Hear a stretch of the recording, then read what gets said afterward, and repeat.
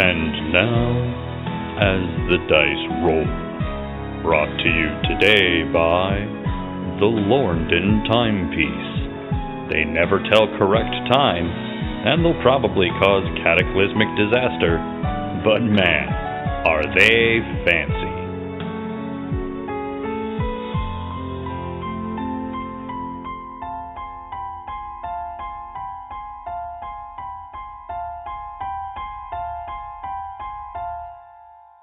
Previously on Cautious Optimism. Your chloro engines are offline. This is the problem with transferring through the time bubble. It tears everything apart. Were we to boost the amount of the organisms or the acceleration of their feeding patterns, it would indeed output more energy. There's signs of internal microscopic trauma throughout the body. We either have to get rid of this time bubble, or we're going to have to go back through it. This space station, either way, is going to have to be dismantled from the inside to fix my ship. I'm incredibly tired of Lorndon's messing up our stuff. If there's a chance that we are not going to be able to leave here, we definitely need to make sure that no one else wanders in here. I guess we should clean up and head to the meeting. I'm ready.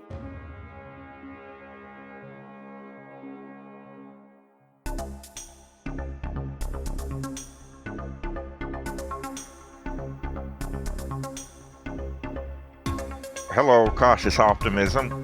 Aurora Borealis Shand. A human woman. I'm not interested in selling this ship. She has a huge smile on her face. She's very important to me. Hank Crawford. Engineers. Bad news, good news. Bad news, fuel leak. Coming and going from the spaceport. Good news, I found duct tape. Cayenne Brunt. A Mator. I am a doctor. A 9-foot-tall, 4-armed creature. I don't care if they call me, hey you, just let me do my job. Rico, Humanoid I'm observing you. cat person. It's for science. Toss. A slimy, gelatinous What are you hauling? goo thing. Thank you, Cautious Optimism. Welcome to the station.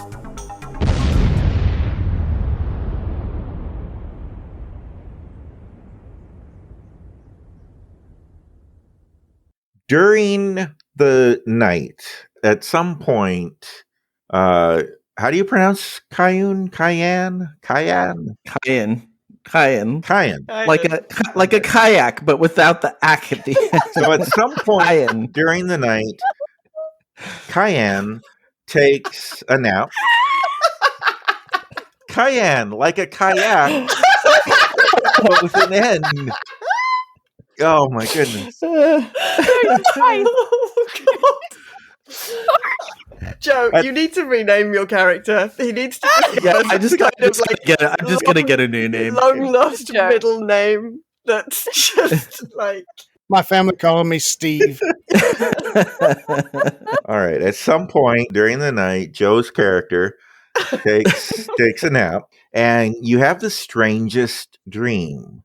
You're in the cockpit of the Cautious Optimism, Mm-hmm. and you're very excited. Something has just gone right, and you're feeling really good. And there's this terrible thud noise, and you're a little confused about that, but you're still feeling good because something has just gone very well.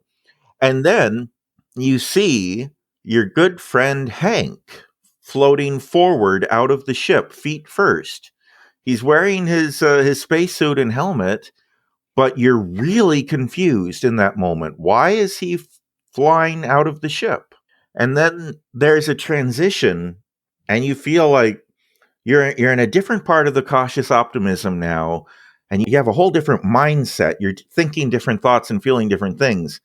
And you look down, you're holding 2 cups of coffee in your furry hands, and you look out the viewport and you see Hank flying out feet first, like you just saw a moment ago, but this is from a different perspective. And this time you look down at the 2 cups of coffee and you have the thought, well, I guess I can drink his now. And then there's another transition, and you feel like, again, you're another different person. You're looking out a window, but it's not a window on the Cautious Optimism. It's much larger. It's more reminiscent of the space station you just landed on. And there's someone floating outside the window again, but it's not Hank this time. It's the chief engineer that you just met, Argbar Zoo. And she's not wearing a spacesuit. And she's dead. And that's the last dream you remember before you wake up. Okay, that was disturbing. I don't know exactly what to do with that. I mean, you had a bunch of weird dreams. It's not terribly unusual. So, It was a dream because one thing went right for just a split second on the Cautious Optimism. Yeah. Does it at all feel reminiscent to how he felt when he accidentally pricked himself with the drugs a couple episodes ago? when you very specifically try to compare it to that experience, yes, there is a similarity. Okay, he is going to make his way to the captain's room and knock. Yeah, come in. Hey, I am sorry to bother you, and it may be nothing, but you remember when I had that episode with the drugs we were trying to fix up and suddenly could tell the future? I do remember that. God, that would have been a useful thing to have still. Well, I just had a series of dreams that really felt like that. What did you see in the dreams? I saw Hank floating out of the ship and into space. Again? Yeah. I don't know. This time thing has gotten me very... I don't necessarily feel all myself right now. I'm a little fuzzy and out of it, but I just have a really bad feeling and I don't know what to do with it. Okay, I'm sorry I interrupted you. What else happened in the dreams?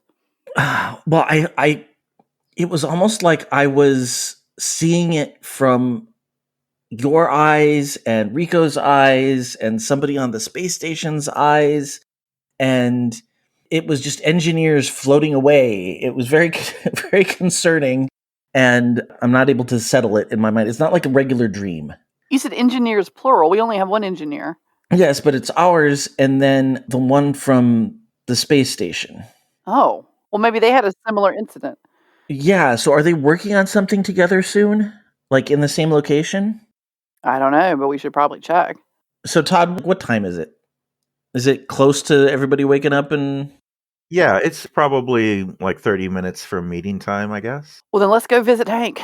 Hold on, we're putting ourselves into a time continuum because I've already been to your room this morning, so I don't know if this happened before or after I showed up. Well, you showed up to give me the tape. Well, we have to say this between the doctor and Rory must have happened after Hank's visit because I don't know any way for it to make sense beforehand. Got it. Yeah, I just assumed that your meeting happened at the beginning of the night and mine happened the next morning, but early. No, mine was post 8-hour roll, and Todd had already described what I fixed. So. Oh, okay. So, all right. So shortly after. Yeah, Hank came by first, and I wasn't ready to leave yet. And then Kyan comes by, and now I'm ready to go to the meeting. Perfect. Yeah, I should be in my room washing grease off of my elbows. Hank saw me in my gym jams. I was wearing my pajamas. Scandalous. But being the self-respecting man he is now, he's made no comment of them. That's right. Progress. All right. So we go to where Hank is singing Happy Birthday twice and washing his hands. And I think Kyan's going to relay the dream to Hank again in as much detail as he did for the captain and, say, what exactly are you doing today? Well, first of all, let me say the dream is quite ominous, and I don't know that I like the sound of it, but I will be wearing my spacesuit doing any operations today. Alas, you and Rico were working on the special diet for the chlorodrive organisms, and I imagined that me and Miss Zoo would be implementing some level of that plan at some point today, whether it be feeding them or incorporating our drives into their power systems for power generation. So that would be what we would be working on at some point today. All right, I think we need to be exceedingly careful when we do this because I'm not feeling good about any of it. All right. Do you guys want to do anything else, or should we fast forward to the meeting then? To the meeting. To the meeting. To the meeting. So about meeting time, Medical Doctor Harfu Doll comes to the Cautious Optimism. He is a male Dulon. He has a little computer chip sticking out of his forehead and another one in the back of his head. And he comes and kind of waves up at the ship. And when you guys come out to meet him, he says, hello, I'd like to escort you guys to the meeting room. I know you don't know your way around the station, so you probably don't even know where you're going, huh? I just follow him. If you thought I looked pissed off yesterday, I'm stoic and just deadpan, laser focused, just following him. Wow. Your captain is cool. Follow me, guys. A lot of the other guys on the ship are worried about, you're going to use more life support and more oxygen and everything. But I, for one, am darn happy to have some fresh faces on the station. You know how boring it gets living with the same 5 other people for over a year? Hank looks around like, nah, no idea what that's like. No clue at all.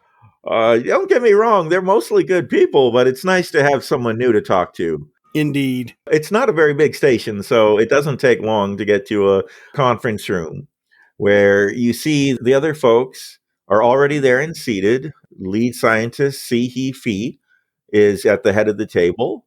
The Lorndon, Harvu Urs, is there as well. The human scientist, Cynthia Kanor, is there. Medical Doctor Harfu Dahl just walked in with you, and he takes a seat. Jaxu Fanglor, the Zornardian, humanoid but covered in fur, long claws. He's there. You don't see Chief Engineer Arg Bar Zoo, and you do see a bunch of chairs that don't match the rest of the furniture have been set up. They're all kind of close together. All the chairs are kind of close together at this point. They've clearly brought in some extra chairs for you guys to have seats and be part of this. And as you all sit down, lead scientist Sihi Fi says, Welcome to the meeting. Thank you for coming, crew of the Cautious Optimism. In light of recent discoveries, i.e. that the time dilation is accelerating and is unstable, along with the fact that we can no longer hold out hope, I feel, that we're going to receive a shipment of antimatter power cores or any other help from the outside world. From what our new friends have told me, our distress signals and orders have not reached the outside world, and our communications continue to sound like unintelligible beeps. So we're on our own, folks, which means it's time to reassess all the ideas we've had before and come up with new ones on how to get out of this mess. And the thing that's changed since the last time we talked about options, besides the bad news, is that we have a spaceship now that we didn't have before. And we've got some fresh faces with fresh ideas and new experiences that may have a different way of looking at things. So I think it's a good time to reassess our options. Now, I know the last time we spoke, we ran into a lot of dead ends because all of our ideas require power, and we don't have power. But maybe, just maybe, we can get some power from that spaceship and bring some of our old ideas to life. I'm still a proponent of my wormhole research being a solution. If I can get power to what I think is probably a functional wormhole generator, I just haven't been able to test it, we might be able to open a wormhole inside the bubble that we could fly the Cautious Optimism through, with all of us on board, of course, and she'll pop out on the other side of the wormhole in regular time, and that would save us from having to transition through the barrier, which seems to be the cause of all the damage to both ships and people. We have to get the power to run the wormhole generator, but I like that option. And then she looks over at Cynthia Kanor, the human female, and says, Cynthia, what about you?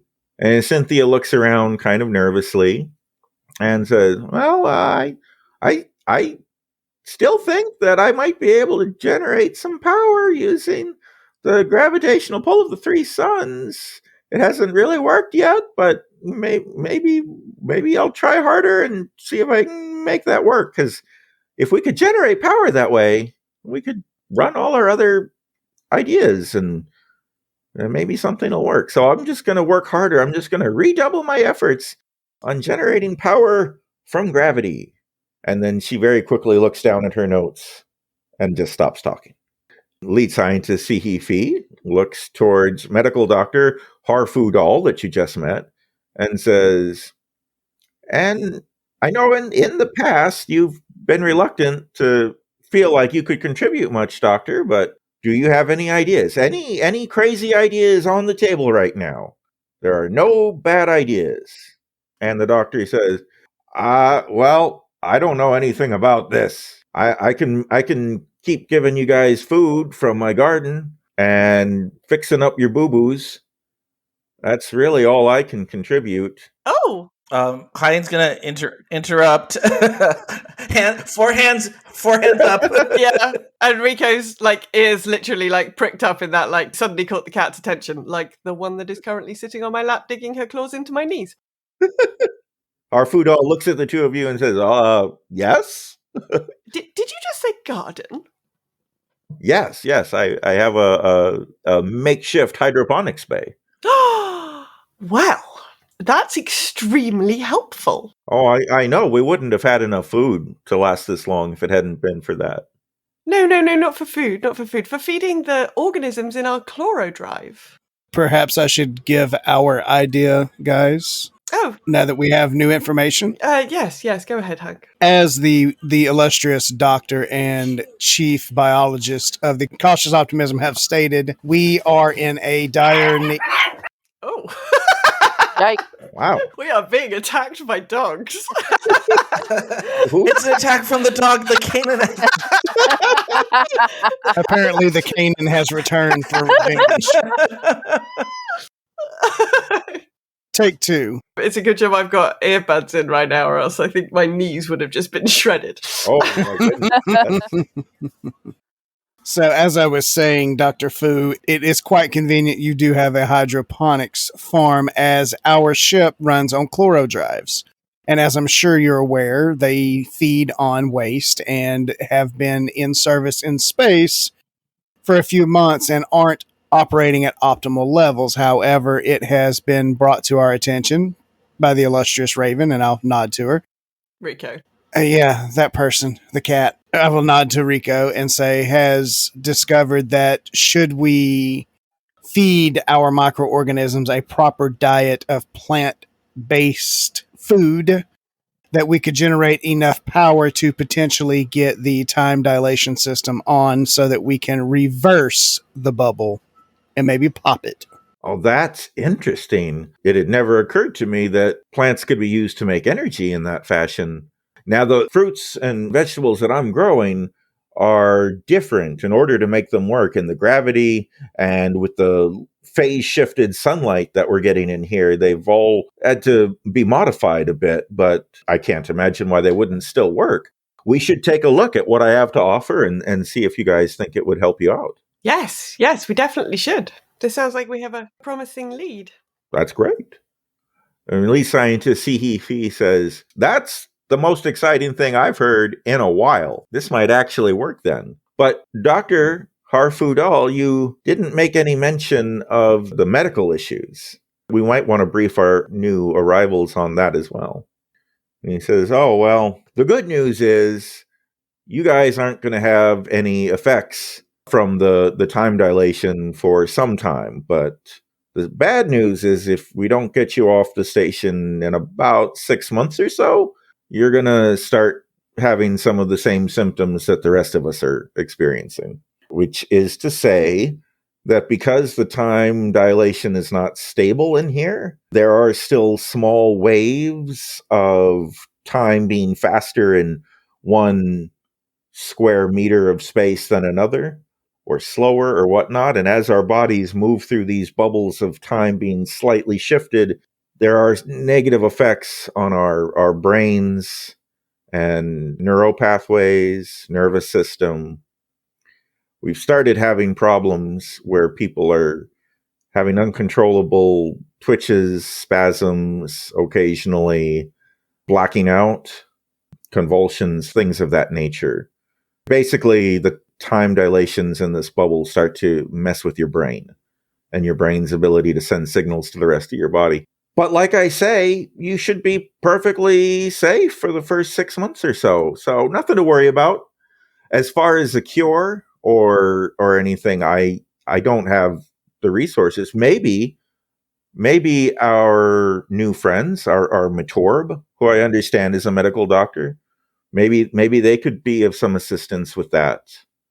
And he looks directly at Joe's character. Kyan nods and says, I'd be glad to do anything I can to help you find a cure for these anomalies. And he says, great. Well, that's good. Maybe we can just escape the bubble and it won't be, maybe our condition will be cured as soon as we get out of this time bubble, and our new friends won't ever experience it to begin with if we get out of here fast enough. All right, what about you? And she looks at the Zornardian, says, Jaxu Fangalore, do you have any ideas? And he says, yes, we have a spaceship, yes, and we have much metal on our station, and it is no good. The station, it is no good. I say we dismantle the station, parts of the station, take the metal, we put it on the spaceship, we reinforce the spaceship, we put all the metal on the spaceship, make the spaceship strong. We get on spaceship, we fly through time bubble border, and we go home. That is my idea. If anyone is looking towards Rory's direction, you may notice that she has just powered down her pistol. Sihifi does not notice. I don't think. Rory's becoming slightly less angry, and she just shakes her head and says, the ship might survive if we reinforce it enough, but I'm not convinced that we, the living people, would survive the transition. No matter how much metal you put on the outside of the ship, our bodies still have to go through the barrier. It doesn't seem safe, but I mean, we can keep it in mind as a backup plan. How about that? So Rory speaks up. Yeah, no, I think we can do two things at once. I like this plan from this Jaxu Fangalore. Jaxu looks at you and nods. And she says, well, okay. I guess there's no harm in starting to reinforce the hull of the Cautious Optimism while the rest of us are pursuing other things. Jaxu, if you want to work with Argbarzu and also Mr. Hank, is that right? Yes, Hank. All right. Yeah, work with Hank on that plan, on reinforcing the hull. And yeah. Sounds like a plan. All right. Wait a minute. Where is your engineer? Why is she not at this meeting? She is fixing a problem. There was a power drain in one of the star modules. And she's down there right now and trying to repair it. We can't afford any sort of energy leaks. I immediately look at Kyan. Yeah, and I immediately look at the captain, and I'm like, we need to go there right now. Well, I just get up. We haven't had a chance to talk to our Lorndon friend. Kyan puts his hand up, and all four of them, he goes, I think we've heard everything we need to hear about our possibilities. I think it's much more important to get to the engineering bay and figure out what's going on down there. Oh, well, okay. He's just going to tell us the same thing anyway. We need power to work my time machine. Well, blah, blah, blah. Let's go find our engineer, everybody. And everyone seems perfectly happy with getting up, except for the Lorndon, who's looking around, and all three of his arms are up like, what? But he says nothing. Just the way we want it to be. Exactly. Hush, potential food for our machine. Hush. You didn't even bring up that plan. That thought did cross my mind. As you guys are making your way towards the star drive, where Sihifi is leading you, where the engineer is, all of a sudden there is a terrible explosion. And for a moment, the lights go out and artificial gravity disappears, at which point you feel yourself being pulled in 3 different directions. but not very strong. Not like it's going to rip you apart or anything. It's just weird. And then the lights come back on and the artificial gravity comes back on. But there's the horrible exploding noise is still going on, just it's a little quieter now. And Fee goes to the closest computer terminal and starts pushing a bunch of buttons. She says, "We had to disable the voice system to save power. I'm trying to find out what happened. According to this, the star drive Argbar Zoo was in is gone."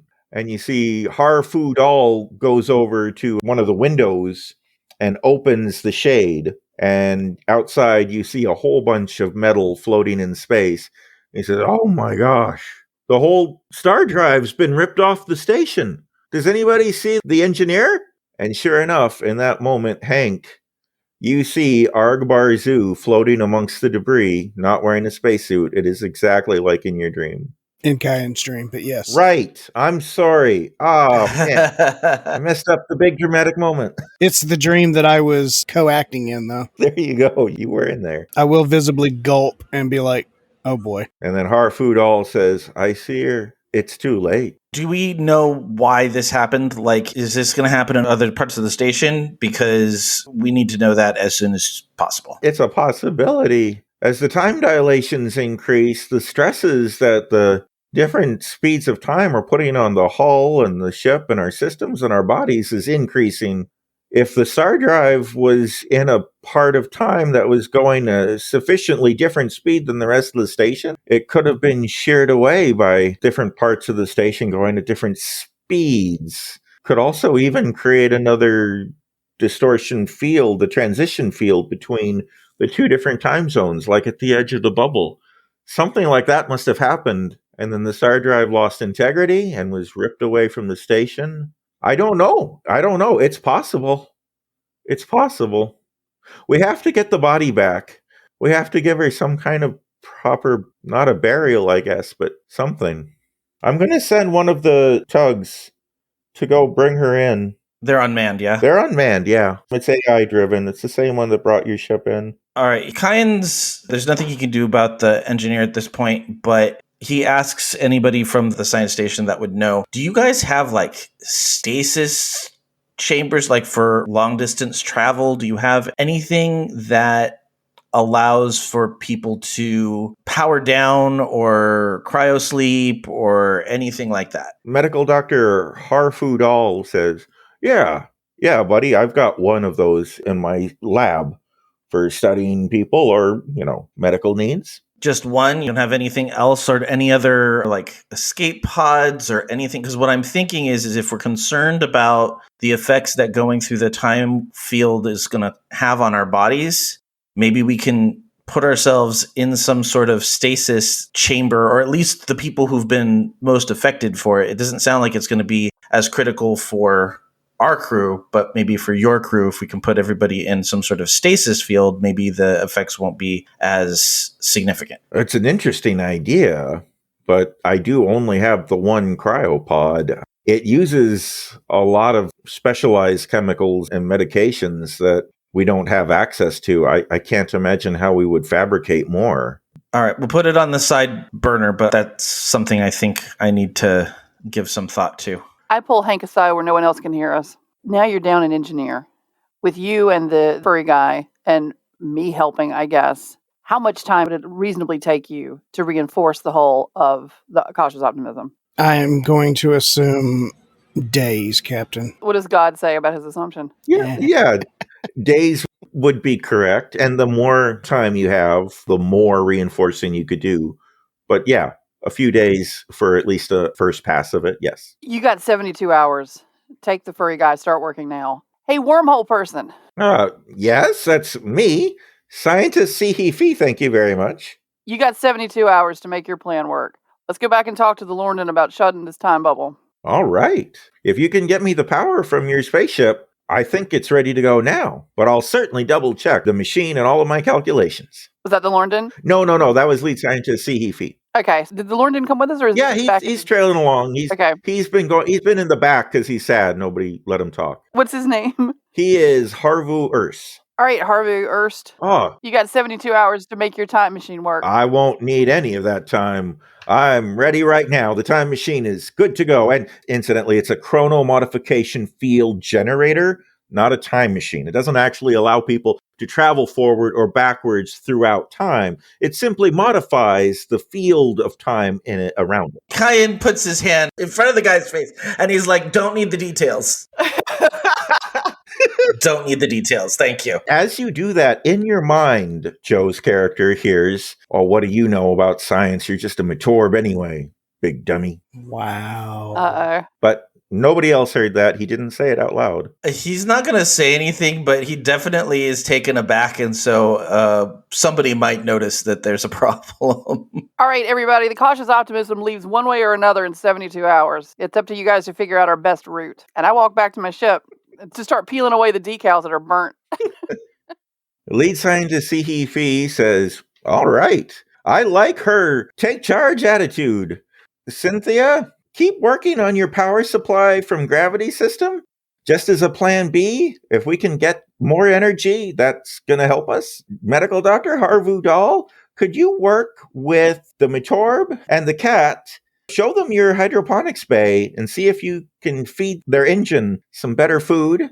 Jacksu Fanglar, you and their engineer are going to work on the ship. And Harvu, double check your chrono modification field generator. If we need to use it, please make sure it's going to do more good than harm. And he just looks at her and goes, humph. And the scientists all start walking off towards their appointed duties. Oh, I can also help load supplies that are left on the station onto the ship, like food rations and medical supplies or anything else that we're going to try to salvage. Because I got to think about things to do. Dr. Harfudal walks up to Rico and Joe's character and says, all right, let's go see my med bay and my hydroponics bay. And yeah, Captain, if you want to come with, I think we have some food and stuff there that you might want to load onto the ship and everything. You got it. You guys want to follow me? Yes, we'd love to.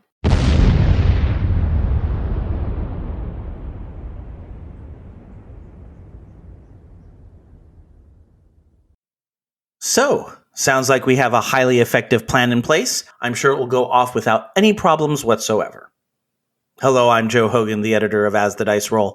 I hope you're enjoying this episode of Cautious Optimism. So many of you may have noticed that Todd has been avoiding saying Kyan's name in this episode. That's because just before we started to record this episode, I mentioned that Kyan was pouty because everyone kept yelling at him and mispronouncing his name. So, of course, Todd ran with that, and if you were confused as to what was going on, that's what's going on in this episode. We here at As the Dice Roll would love your help building our community. If you enjoy our show, let your friends know. Tell your gaming groups, talk about us at your comic shops, share us on your social media, and to encourage you to spread the word, we've got a contest. So, follow us on Twitter, retweet the pinned tweet on the As the Dice Roll account at As the Dice Roll RP, with the hashtag As the Dice Roll, and you'll be entered to win the What Is Not OSHA Van t-shirt. You can be entered once a day from now until Monday, October 25th. Remember, you must follow the As the Dice Roll Twitter account and include the hashtag As the Dice Roll to qualify. The winner will be announced on the October 26th episode of What Is Not. And if you want to see what the van image looks like, go check out our Instagram at As the Dice Roll. We're talking zombies on Geekitude through the end of October. Last week, we talked about British zombies via 28 Days Later and Shaun of the Dead. And Katie, who plays Beth over on What Is Not, will be joining me once again this week as we talk about zombies in love with Pride and Prejudice and Zombies and Warm Bodies. Bam and Todd have released a new episode of Farming Simulated. You can also catch Todd on his podcast Nerdberg Review, Kelly on Mating Habits of the Modern Geek, and if you're into World of Warcraft, make sure to catch Raven on Girls Gone WoW. If you want to chat with us in real time, go check out our Slack channel over on the Geek Media Network Slack, which you can find by going to the Contact Us tab on the network website at geek2geekmedia.com. While you're there, you can also join the Geek to Geek Media Discord server. And finally, you can always email us at podcast@asthedicerollcast.com or leave us a voice message by clicking on the link on our website at asthedicerollcast.com. And if you do that, I may even include your comments in this mid-show intermission. That's it for me this week. I'll be back next Friday, October 22nd, with the next episode of Cautious Optimism. Until then, let's see what the crew finds in the hydroponics bay after a quick commercial break. When toxic culture has you down. When you're just looking to laugh and have fun. Kick back and enjoy watching a video game. Or just make some new friends. It's time to visit the Geek to Geek Media Network, a community of podcasters, streamers, and bloggers. Well, more of a family than a community.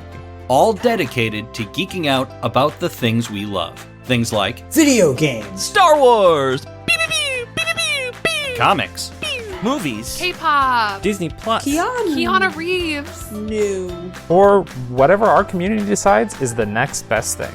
That's right. We have a great online community on Slack and Discord where we chat about our weekly geekery with listeners and viewers. And each other.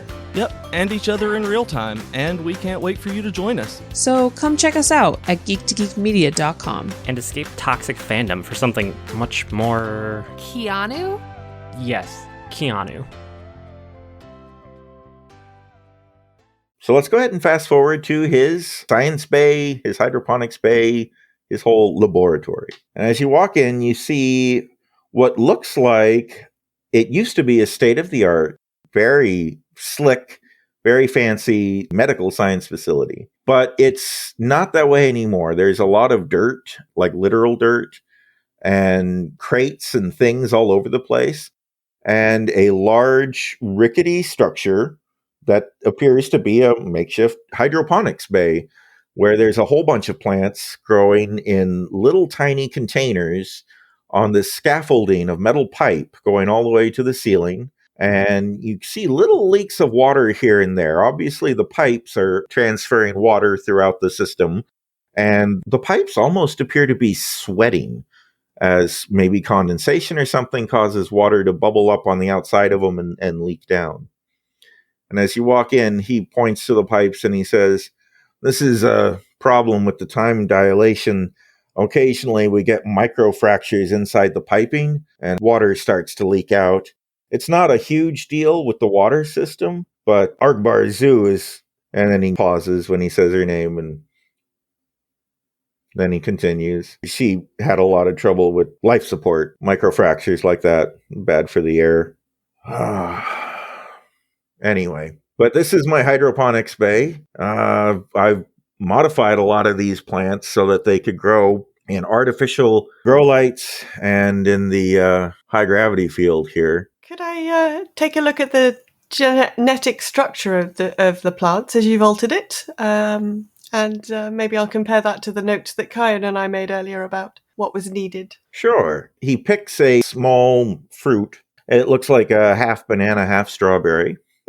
And he takes it over. He leads you, Rico, over to one of his stations where he has a little scanner and there's a big screen, and he puts the fruit under the scanning device. And he says, "You're a scientist yourself, huh?" Yes. Well, by all means, feel free. You and our Matorb doctor friend both. Feel free to use any of my equipment and help yourself to the vegetables and fruits.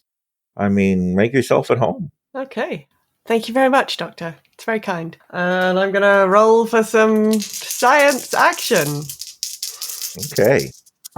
Rolling the dice has woken the cat up. I have got 11 against a 13, so it's a success by 2. The modifications he's made wouldn't affect the microorganisms in the chloro drive. It would be perfectly good to feed this to them. One thing you notice is that there is a hint of increased damage to the DNA of the plant that's unusual. I wonder if this time dilation is having an effect on the plant's DNA. That seems concerning. But it looks like this will be suitable. So, I guess we should get some of it into our organisms. Oh, excellent. Do we have any idea kind of how much we're going to need? Or is that something Kyan might? I would say that this is an all or nothing venture. So I would say let's just take it all and get it. Just throw it all in. I mean, like, do it in batches to make sure that it's working properly. But I say the more we use, the better it will work. Yes, seems reasonable. Okay, well, let's try and get as much as we can this into some kind of travel order. Now, at this point our only source of food for the station. So we might want to save enough to eat during the journey to, wherever we're going. I mean, we have plenty of rations on the ship. Okay, then. I don't think we're going to survive this not working. So it's not like we're going to be stuck here. It seems like we're at a point where this is an all or nothing venture. Okay, well, here, I also have this. And he shows you to another much smaller pipe scaffolding setup where he's growing a bunch of leafy plants. And he says, this is a plant from my home planet. It's native to our home planet. When boiled in water, these leaves release a lot of caffeine and a lot of other chemicals that create a tea that I like to drink. We ran out of coffee a long time ago, and so a lot of our crew have been using this to get our caffeine fix these days. If you all want to feed this into your microbiome machine or just use it to make some tea to get a little extra energy, I don't know. This is definitely something I want to bring with us, though. Yes, we should definitely bring it with you. Gosh, I'm terribly sorry to hear that you ran out of coffee. That sounds like a disaster. It was a disaster in a long list of disasters. I think that's the biggest disaster I've heard of so far. Let's get this all packed up and ready to move. Fair enough. And then he points to a large pod device and he says, Doctor, that's my cryopod over there. Should we load it onto your ship as well? We should at least load it on. I don't know that there's anything we can do without more of them, but it'll be good if somebody's really having an adverse reaction. We might be able to do something for them with it. Sounds good. All right. It sounds like we've got a busy day of packing stuff up ahead of us. Let's get to work. Packing up montage. Packing up montage. Woohoo! At some point when Kyan is able to get Rico aside with nobody else listening, like perhaps while they're in his med bay on the ship waiting for more things to come in, because I'm assuming at some point they just start assembling and like putting things in places as opposed to just loading it on. He's going to pull Rico aside and tell her about both the dream. Did he tell her about the dream already? No, she wasn't there. Okay, so he's going to explain the dream, and then he's going to explain the incident that just happened with the Lorndon. Oh, and you haven't accidentally taken any more Tears of the Gods? He shakes his head, and he's kind of got a very concerned look on his face. No, I don't know if it's just a delayed reaction. I don't know if going through the time bubble has somehow done something. I mean, there's a lot of talk of altering DNA because of it. So, I don't know, it's very concerning. There are certainly some molecular level changes going on. And also, we were talking yesterday when looking at my scans about neurons, weren't we? That is very concerning. I don't know whether we have time to do anything about it now, though, because the captain's given us 72 hours or nothing. Right. I think I just want somebody else to know because it's kind of stressing me out. And if you could keep an eye on me, I'd appreciate it. Yes, absolutely. Absolutely. Yes, I think we should probably get this power issue sorted first, but then maybe we should run some scans. Yeah, I think that would be a good idea. I assume there really isn't enough time for them to run scans like now, because this is a kind of all hands on deck, let's see if we can fix the power situation. Right. I mean, if you run the scans, you may not have time to load all the supplies and whatnot that you're trying to do. Yeah. I think we prioritize the loading the supplies and getting all the stuff that we need and starting to feed up, because presumably this sort of culture, you'll have to introduce a little bit and wait for the organisms to kind of get used to it and then like throw some more in, and it's like a delicate system. You can't just like throw it all over the side and be like, there you go, organisms, have a nice day. Yeah. It'll be fine. You're exactly right. You're going to want to introduce it slowly, yeah. Yeah, and it won't matter if he can read minds if we're all dead. No, exactly. So we'll definitely prioritize the getting the stuff on the ship and sorting the organisms out. Yes. That sounds like a good plan. While you guys are doing that, let's head over to Jaxu Fanglor, who I imagine is helping Hank reinforce the Cautious Optimism's hull. Let's start with the moment that he walks into the bay where the Cautious Optimism is parked, and he says, "Where should we begin?" So the ship's full of a metric butt ton of holes, so I'm going to say right here in front of us, and we'll work our way around. Okay. I would suggest we start by retrieving some of the metal from the star drive that was just destroyed, since it's already in pieces. And floating in space. Yes. I will put on my spacesuit. Would you like to don your spacesuit and join me? I feel like the fear from the dream, that's what he wore to the meeting and has been wearing ever since. Yeah. Okay, you are already suited up, I see. So I just need to helmet up. We will go. And we go. What kind of role would this be? I mean, I want to see how much good usable material you find while working in the zero gravity environment outside the station.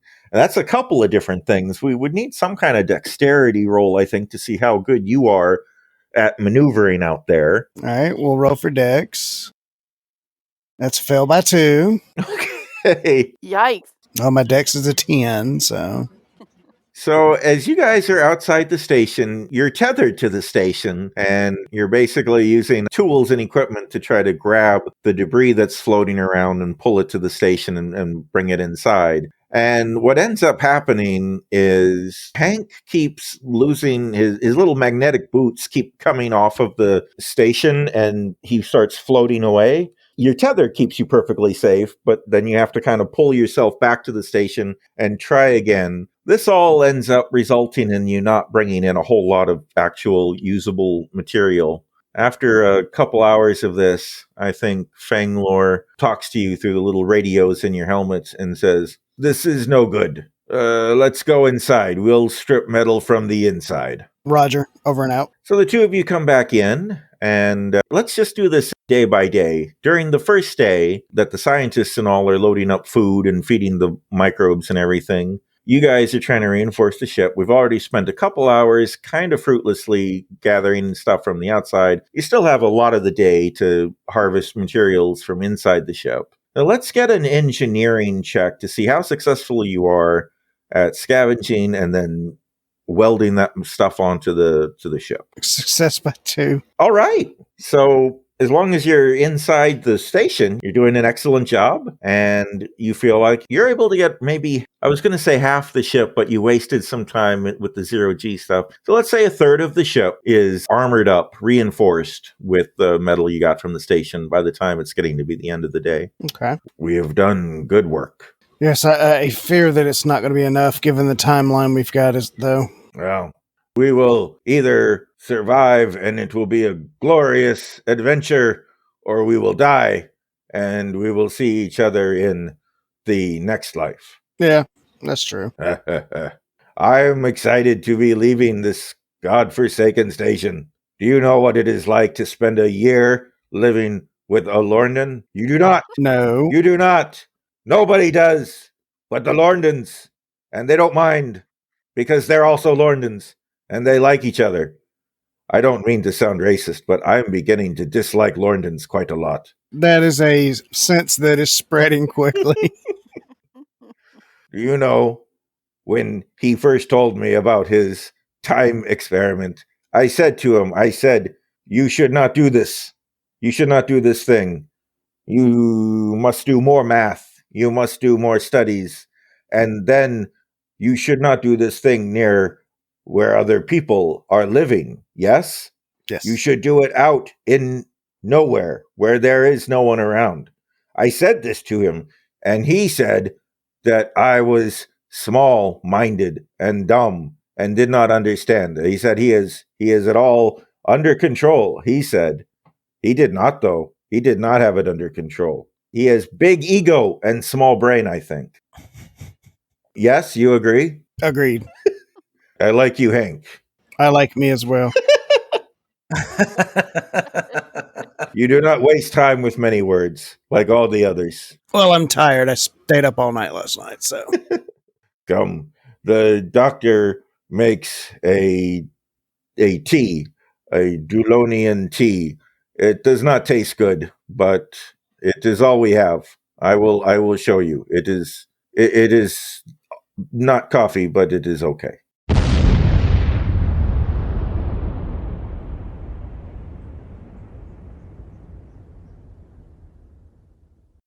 Next time on Cautious Optimism. We're going to have the Chloro drive up to full power. We're going to fire up the wormhole generator and beam your ship outside the time bubble with all of us on board. I'd like to load my chrono modification field generator onto the Cautious Optimism so we can take it with us. You're suddenly overcome by an almost uncontrollable rage. What have you done?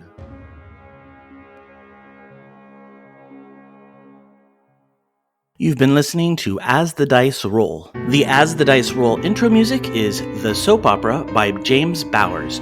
You can find and license his music through Pond5 at pond5.com. All the rest of the music in this episode is by Darren Curtis and can be found at darrencurtismusic.com. The opening voiceover is by our very own Rob Sometimes. You can find his podcast at comicbox.libsyn.com. And the As the Dice Roll logo was created by Maricel Edwards. Check out her book No Great Matter at msedwards.com. As the Dice Roll is a proud member of the Geek to Geek Media Network. Check out other Geek to Geek shows, streams, and content at geektogeekmedia.com. If you'd like to contact the show, you can send an email to podcast@asthedicerollcast.com. Individual players and GMs' social media can be found on our website at asthedicerollcast.com.